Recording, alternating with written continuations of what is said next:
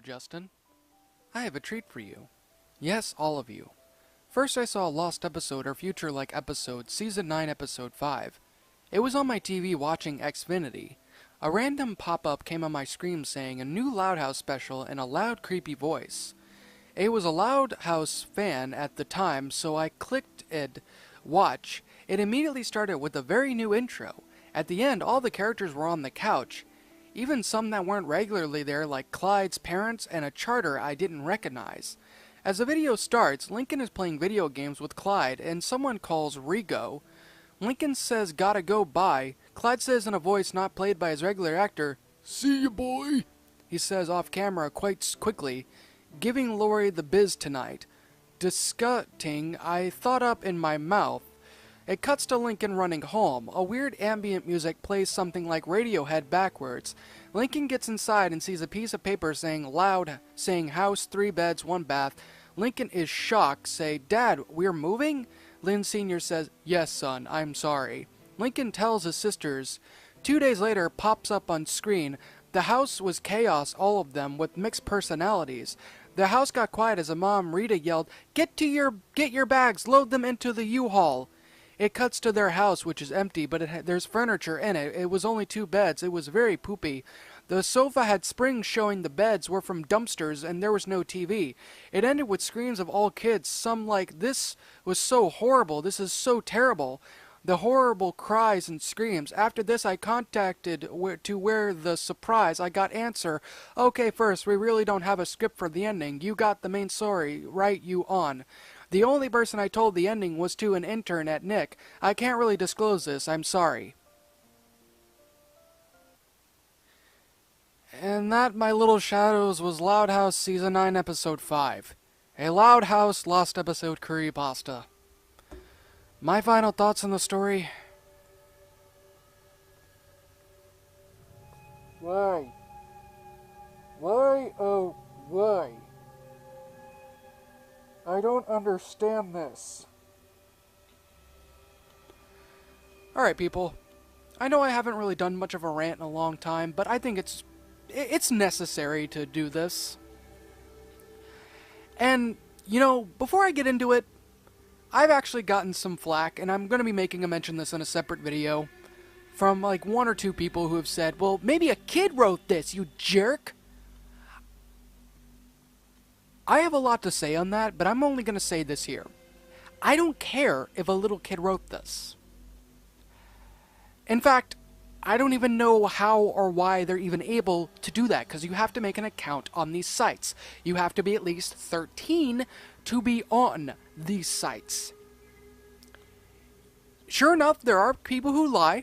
I'm not going to deny that. But oftentimes or not, on these Wikia sites, you have to be 13 or else you will get booted off and banned from these websites. Any of these Wikia sites, I guarantee you. I remember one time I made an account once, many years back, before I actually was able to get on there because I wasn't at the age of it, and I actually wound up getting booted, so I had to redo it whenever I got older. People. You see, alright, getting to my main rant. I've got a lot to say. Why is it that every Loud House creepypasta, with the exceptions of something that I've written, or the Virus series, or any of those things, which, by the way, I will be getting into this week. I will be finishing up, I will be doing another part of the Virus series, definitely this week, so be ready for that, people. You're going to enjoy it. But why is it that it's so hard to sit there and find a good Loud House Lost Episode creepypasta? I mean, there are many great Loud House creepypastas, like Birthday Surprise, The Virus, a few Lost Episode pastas that I personally have done, not to toot my own horn, but it's true, and like the occasional, no, not even really that. I have a lot of problems here, people, with this. Why is it that people can't seem to come up with a good Loud House Lost Episode pasta? I genuinely want to know. I mean, look, it's really not even that difficult. There's a lot of great potential that could be made with a Loud House Lost Episode creepypasta. If you really put time and effort into the actual concept itself, you can create something amazing with the show. But every Loud House creepypasta lost episode I have narrated that wasn't either enough is enough or something else has oftentimes been horrible. And again, I ask, why is it that people don't bother putting any remote kind of effort? Now, again, I know some people are going to say, well, it's probably a kid that wrote that. I highly doubt that. I very, very much doubt that. And if that is the case, I don't see why exactly those stories don't get immediately deleted. And this is where I have an issue here. I know it might sound a little bit cold for me to sit there and say this, but why is it that these stories are even allowed to remain up when they have poor quality, poor editing, poor everything, poor storyline and concept, horrible grammar, and everything? Why are they even up? I mean, granted, that's the Wikia's fault for the fact that these stories stay up. There are plenty of these horribly made, terrible lost episode creepypastas, like this one, that sits there and stays up on the Wikia for a very long time, while actual good stories, be it very minimal amount, oftentimes either get neglected entirely or sometimes falsely removed, or they don't get any remote attention. I don't understand why exactly it is that these stories, these horribly made stories, can stay up, yet other good creepypastas where people actually put time and effort into it barely get any remote kind of recognition. I mean, it sickens me. It genuinely does. It sickens me because of the fact of the matter that it's a completely unfair system. I mean, people, actually no, to the Wikia admins who have this, why is there no automated system to sit there and delete these kind of stories? And again, I know it sounds cold, and I'm not saying it to be a jerk, I am not saying it to be rude, I'm not saying it to be ugly, I'm not saying it to be any of those things. What I am trying to say is, these stories, if they have no redeemable factor in it, why are they even still up? Why do most of these stories still remain up? I mean, why are they? Why are they not immediately flagged for deletion? Because many of these stories need to be. Many of these stories need to be purged from the Wikia, because they're only making the Wikia look horrible. I mean, it's bad enough that Goshia Wikia has this, although they have been trying to improve more recently, but Spin Pasta Wikia is getting horrible stories, and even the Some Ordinary Gamer Wiki is starting to get terribly made, no good stories put onto that Wikia, thus completely and utterly ruining it. I mean, why is that the case? Why exactly is it that these stories get every ounce of praise, well, not even really praise? Why do they stay up? To the Wiki admins, start buckling down on these stories. Delete. If you have to do a mass purge and delete every one of these horribly made creepypastas, then do such. I mean, I know I'm gonna get some hate for saying that, because I know that it might be some people's first creepypasta stories. I get that. I do. But just because of the fact that it's your first creepypasta does not excuse sitting there and creating something with horrible concepts, horrible grammar, horrible storyline, horrible anything really. I mean, I'm not saying it has to be 100% amazing top-notch quality, but at least there should be some form of effort put into it. And if kids are sitting there and writing these, then they certainly should be deleted. And look, I'm not attacking the author here. I'm not saying that the author is a terrible person for making a story like this. I'm not trying to attack any of these people. I'm saying that these stories are not acceptable. There's no reason for any of it to even be remotely defended. I don't care if a kid did make this. There needs to be a great, massive amount of criticism included in the story, and there needs to be some form of proper moderation to these wikias and these stories. I mean, I'm going to be honest here. If it wasn't for the Creepypasta Wikia deleting my first story that I did, which I will be honest, I have ripped a hole in repeatedly for it being horrible despite it being one of my own work. People, that was a good thing that happened, because it influenced me to keep on writing more and write better. That's a full-on fact.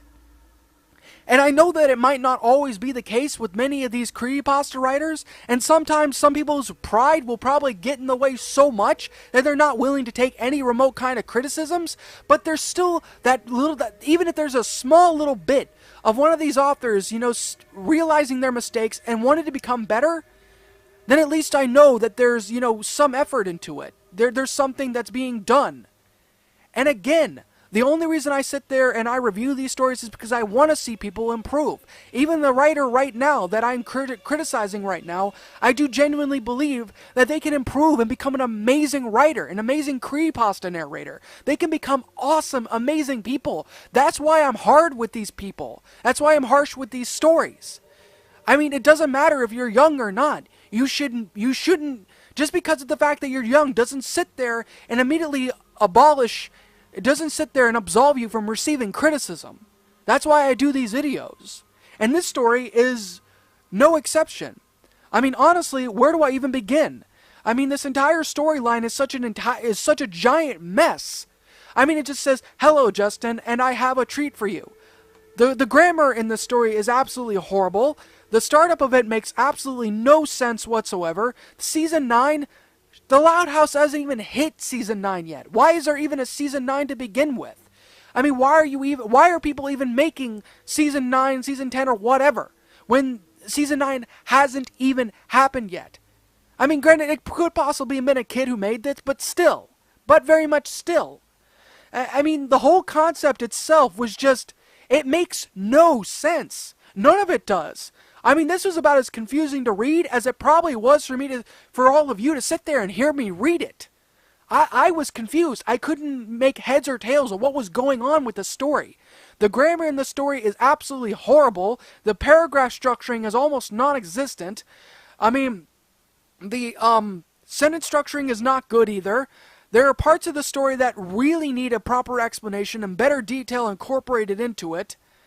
And, it's like, what is going on? That's the biggest problem I have with the story, besides the horrible grammar. What is going on with this story? What is going on with these creepypastas? What is going on with any of this? I didn't understand a single thing that was going on with it. Although, if I had to sit there and say, one thing that likely chances was a good thing is that at least nobody died in the end of the story. That's the only good thing I can give. Because it seems that many of these Loud House creepypastas involve someone or all the Loud House family dying at the end of it. I don't get why that's even a thing. I mean, if you are going to incorporate it, at least incorporate it in a manner and in a way that's proper. Incorporate it in a manner that, it actually fits well with the storyline itself. I mean, look, I'm not trying to toot my own horn in any form and in any way or anything like such, but it drives me nuts, people. Again, I don't do these reviews to be rude or to be nasty or any of those things. I do it because I care about all of you. I care about every single writer here. Even the bad ones that don't do well, I still care. I want to see every one of these people succeed. And yet I still get flack from some people who in the comment section because I'm hard with these people. Well, guess what? Not everything has to be sit there and be like coddled and huddled and everything. There has to be proper criticisms put into this story, because if you don't properly criticize a storyline or any of those things, then there will not be any remote kind of effort to sit there and improve. I mean, even beginning writers and everything could really use it. That's why I do this. That's why I make these videos for you guys. And I apologize in retrospect that this isn't really much of a review and it's just me ranting. I understand that. I know that that might be a little bit annoying, and that might be kind of contradicting the whole concept of me sitting there and reviewing the story. But again, there's not even really much to sit there and review with the story. There's not much that can be reviewed. I mean, it's a big giant mess with no redeeming qualities whatsoever. I mean, with the one exception that I said, that at least that nobody dies in the story. I mean, at least there's that. And again, I only do this because I care.